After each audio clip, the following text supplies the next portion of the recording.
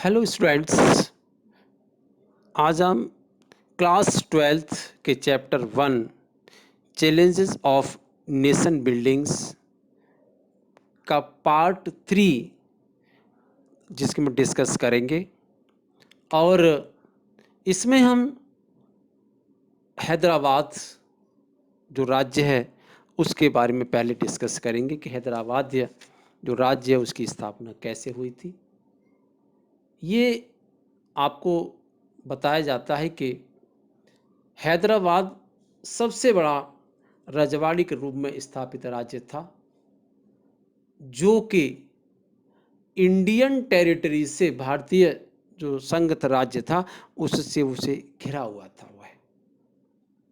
और यह राज्य सबसे ताकतवर माना जाता है क्योंकि यह रियासत चारों ओर से हिंदुस्तानी क्षेत्रों से घिरी हुई थी।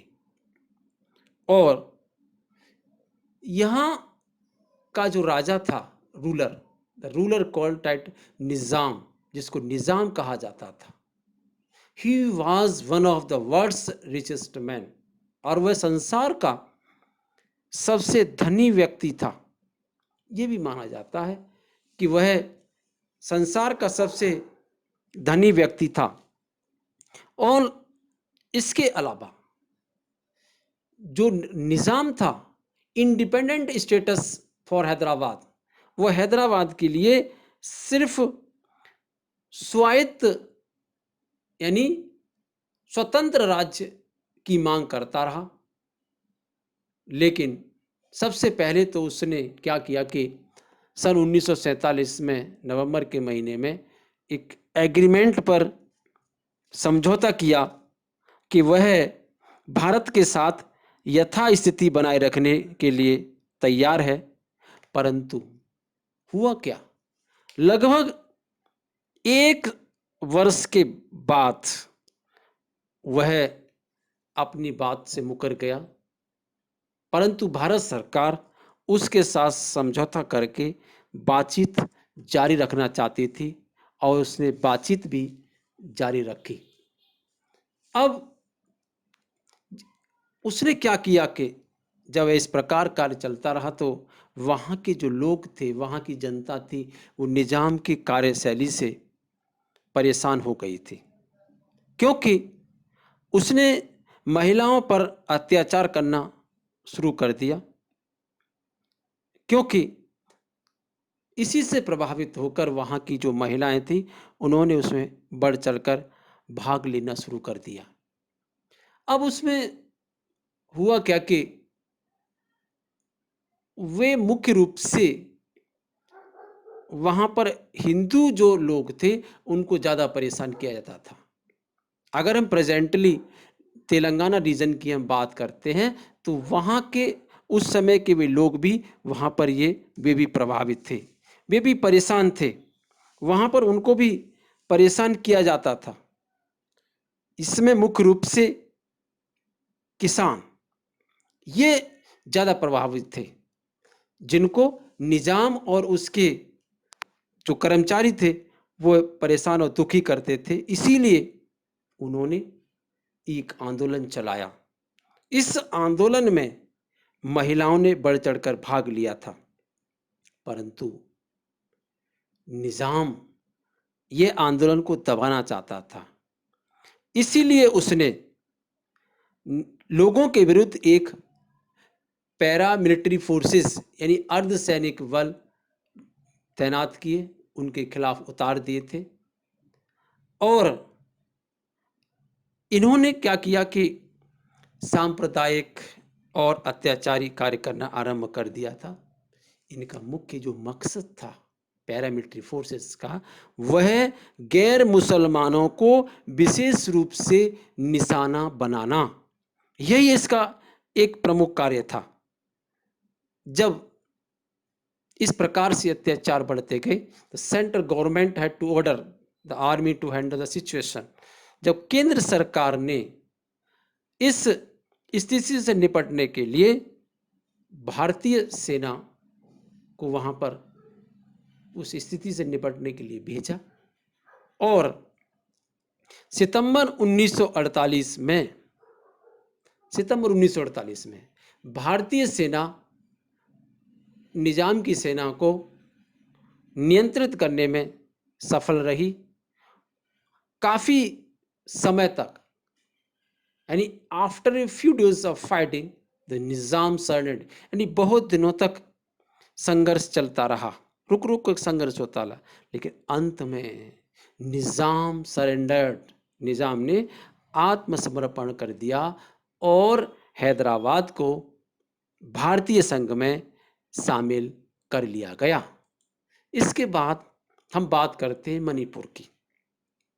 मणिपुर जिस प्रकार से हैदराबाद की समस्या थी, ठीक उसी प्रकार से मणिपुर की भी ये समस्या आई थी। वहाँ के जो महाराजा बोध चंद्र सिंह ने भारत सरकार के साथ भारत संघ में शामिल होने के लिए अपने हस्ताक्षर किए थे कि वह अपने राज्य को भारत संघ में शामिल करना चाहता है।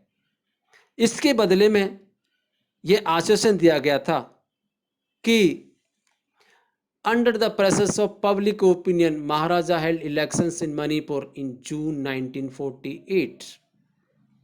जबरदस्त जनता के दबाव में आकर के, मीन्स इसका है कि जबरदस्त जनता के दबाव में आकर महाराजा ने 1948 में 1948 जून 1948 में वहाँ इलेक्शन करवाया।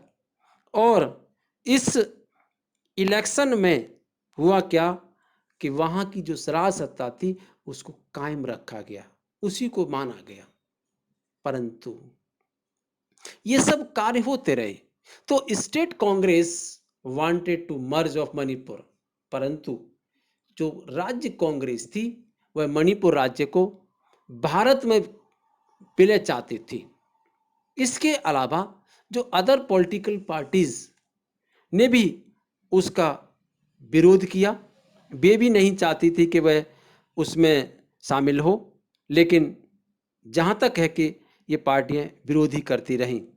और जब इस प्रकार ये कार्य चलता रहा तो हुआ क्या कि मणिपुर की निर्वाचित विधानसभा ने बिना सलाह लिए भारत सरकार ने महाराजा पर दबाव डाला, यानी द गवर्नमेंट ऑफ इंडिया ने मणिपुर के राजा बोधचंद सिंह के ऊपर दबाव डाला कि वह मणिपुर को भारत में शामिल करने के लिए कहे, अन्यथा उसे बाध्य होना पड़ेगा, मजबूर होना पड़ेगा। और हुआ भी यही कि भारत सरकार को अपने कार्य में सफलता हुई। तब सरकार और मणिपुर के बीच सितंबर 1949 में एक एग्रीमेंट हुआ और इस एग्रीमेंट के तहत मणिपुर राज्य को भारत में शामिल कर लिया गया। अब हम बात करते हैं रीऑर्गेनाइजेशन ऑफ स्टेट्स की, यानी राज्यों का पुनर्गठन। तो जब राज्यों के पुनर्गठन की हम बात करते हैं तो हुआ क्या कि 1920 में नागपुर सेशन ऑफ कांग्रेस का 1920 में हुआ था, जिसमें राज्यों के जो पुनर्गठन है, recognition Indian national Congress party ने उसमें क्या किया कि राज्यों को भाषा के आधार पर स्वीकार करने की बात कही। पहले तो वो कांग्रेस शामिल नहीं थी, लेकिन अत्यधिक जब दबाव उसके ऊपर पड़ा तो वह इसे शामिल करने के लिए उसे बाध्य होना पड़ा। अब हुआ क्या कि इस प्रकार के जो कार्य वो चलते रहे तो अन्य जो और भी जो नेता थे वे नेता उसको स्वीकार करने के लिए पक्ष में नहीं थे, क्योंकि इसका मतलब था कि देश की भाषाई और सांस्कृतिक बहुलता स्पष्ट रूप से दिखाई देनी चाहिए, देश की एकता दिखाई देनी चाहिए, ये होना आवश्यक था। परंतु धीरे धीरे मणिपुर और हैदराबाद के बाद भी अन्य कई जो राज्य थे वहां भी प्रोटेस्ट स्थापित हो गया। प्रोटेस्ट वहां भी स्टार्ट हो गया। Tamil Nadu, part of Andhra Pradesh, Kerala and Karnataka, ये भी धीरे धीरे यहाँ भी शुरू हो जाता है। और वे भी ये चाहते हैं कि उनको भी स्वतंत्र रूप से भाषा के आधार पर उनको अलग राज्य बनाने की अनुमति प्रदान की जाए। तब आगे चल कर के और भी कई इसमें जो कांग्रेस के नेता थे वो उसमें शामिल हो गए, जिसका नाम था पोट्टी श्रीरामुलु। ये कांग्रेस के एक लीडर थे जो गांधीधन विचारधारा से सहमत थे, और उन्होंने क्या किया कि सरकार की नीतियों के विरुद्ध भूख हड़ताल करने का निश्चय किया, और अर्थात 56 डेज के बाद उनकी मृत्यु हो गई। अब उनकी जो मृत्यु हुई उससे और भी अधिक समस्या उत्पन्न हो गई, अव्यवस्था फैल गई। क्यों? क्योंकि ये जो समस्या थी, आंध्र प्रदेश में जगह जगह वायलेंस यानी हिंसक घटनाएं शुरू हो गई थी।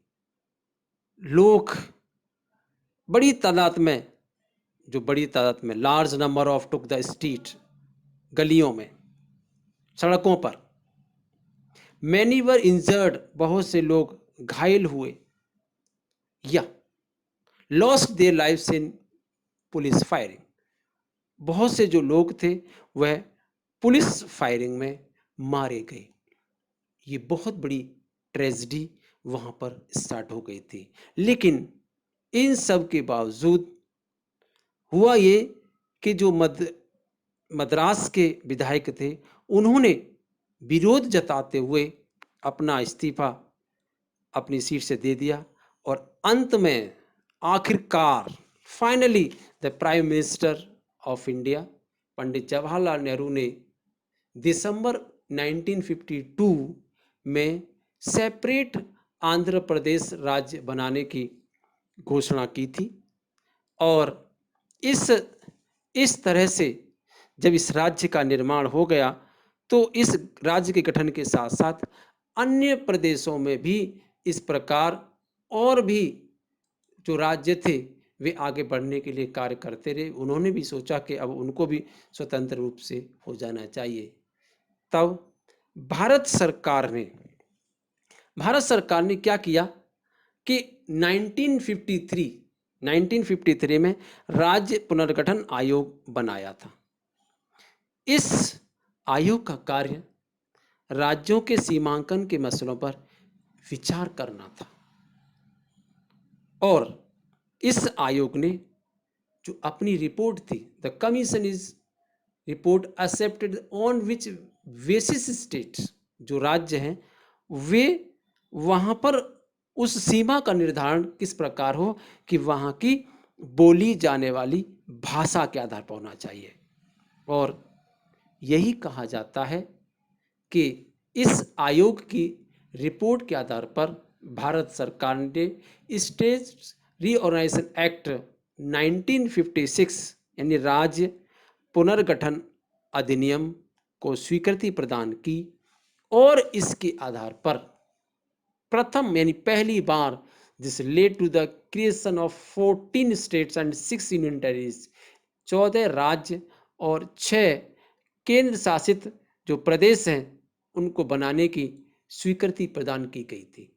इसके बाद और भी कई राज्य बने, जैसे कि creation of new states, Maharashtra और गुजरात है उसका निर्माण 1960 में बना था, और ये दोनों राज्य बॉम्बे से काट करके इनको बनाया गया था। दूसरा 1966 में पंजाब से हिमाचल हरियाणा प्रदेश बनाए गए थे, यानी पंजाब से 2 प्रदेशों का निर्माण किया गया। इसी तरह से मेघालय का निर्माण 1972 में असम से काटकर हिस्सा बनाया गया था। मणिपुर और त्रिपुरा भी 1972 में इनका निर्माण किया गया, इनको बनाया गया।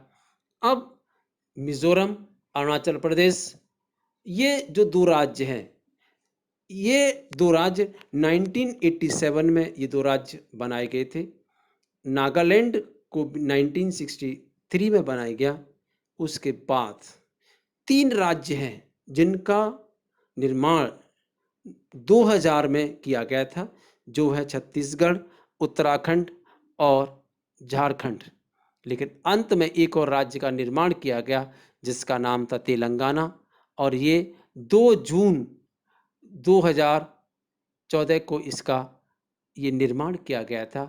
इस तरह से भारत सरकार की नीतियों और उससे होकर के जब पुनर्गठन आयोग का निर्माण किया गया तो राज्य का निर्माण किया गया था।